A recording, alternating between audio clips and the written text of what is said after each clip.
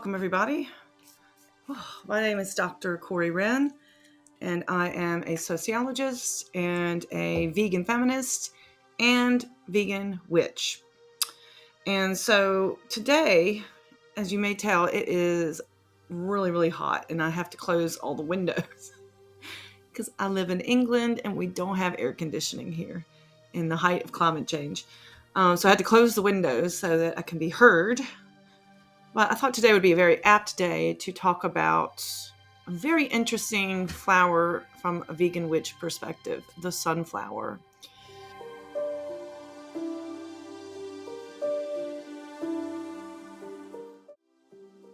So the sunflower very obviously represents the sun and grows in the sun and follows the sun. If you didn't know that, that's a cool thing, is that they kind of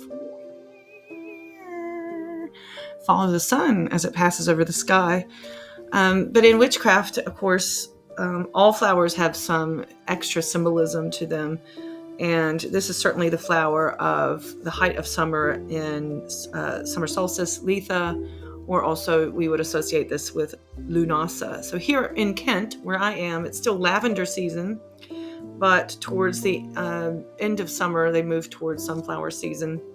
So I would associate this more with Lughnasadh, Lu being the summer sun god in Celtic Ireland. And Lughnasadh actually means in Irish to this day, it just means the 1st of August, which is when we celebrate Lughnasadh. And also Lughnasadh means August. Like in Irish, that's actually the word that people use. So I like that. So in August, we celebrate with sunflowers.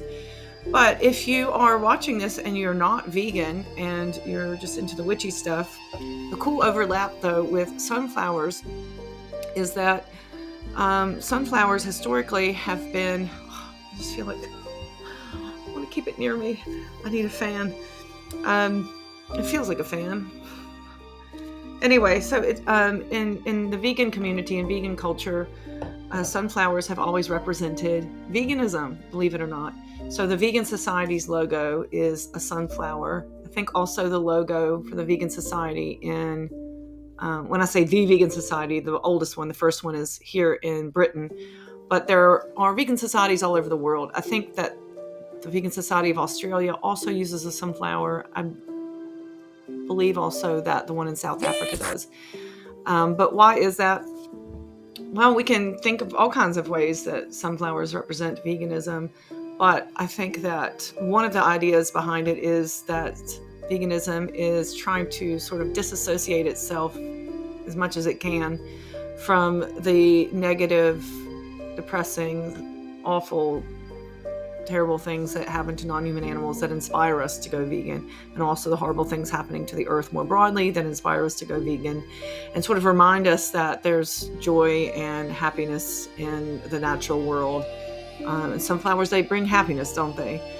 And they also grow from the very famous sunflower seed, and then they produce their own seeds. And this is a sort of seed cycle that most people are going to be familiar with. You don't have to be a farmer, right? So when I was little, when I was growing up, my dad used to grow these, and I've shown you my garden here in Canterbury, and I don't have any green space. I just have patio, so I can't grow them here. I've tried unsuccessfully.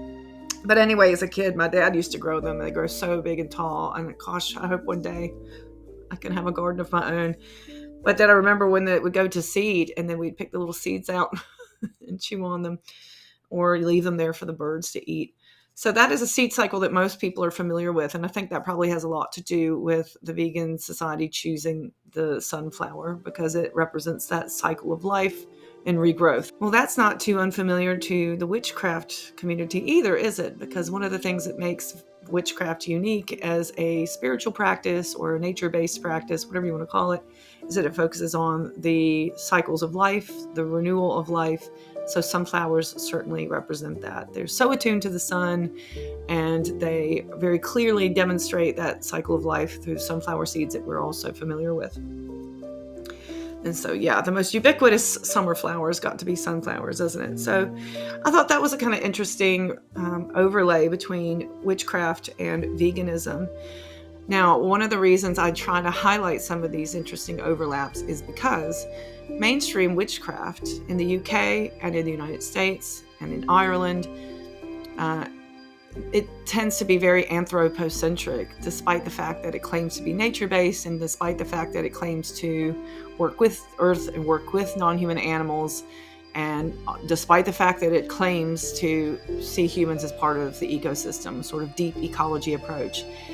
It's a bit all talk when it comes to that, because if you actually look into the practices of most modern witchcraft approaches, and all these books that I've looked through in research for my own book on vegan witchcraft, the norm is to use animals in ritual, to use them in feasting, and to, at the end of the day, see humans as something other than and above non-human animals. So I've been thinking creatively then about how can we rewrite that story to make it more what it claims to be.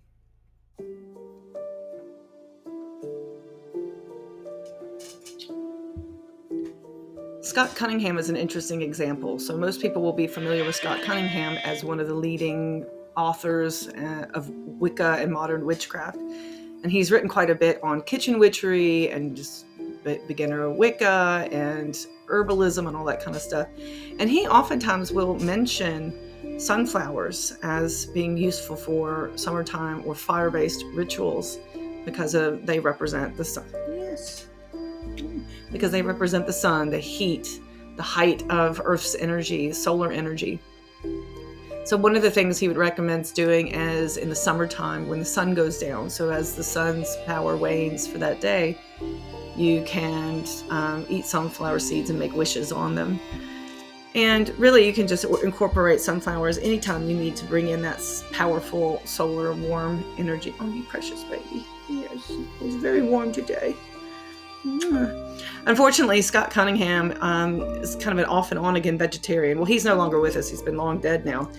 But he was one example of witches who really did take time to talk about what it means to actually work with non-human animals. We claim to be nature-based, and yet we eat them. And he said he didn't really advocate going vegan, and he didn't advocate vegetarianism except for limited amounts of time if you wanted to practice your psychic abilities or hone them. And on one hand, he would see meat as being... It's terrible, isn't it? On one hand, he would see meat as being something that could be used to build up psychic powers or defense.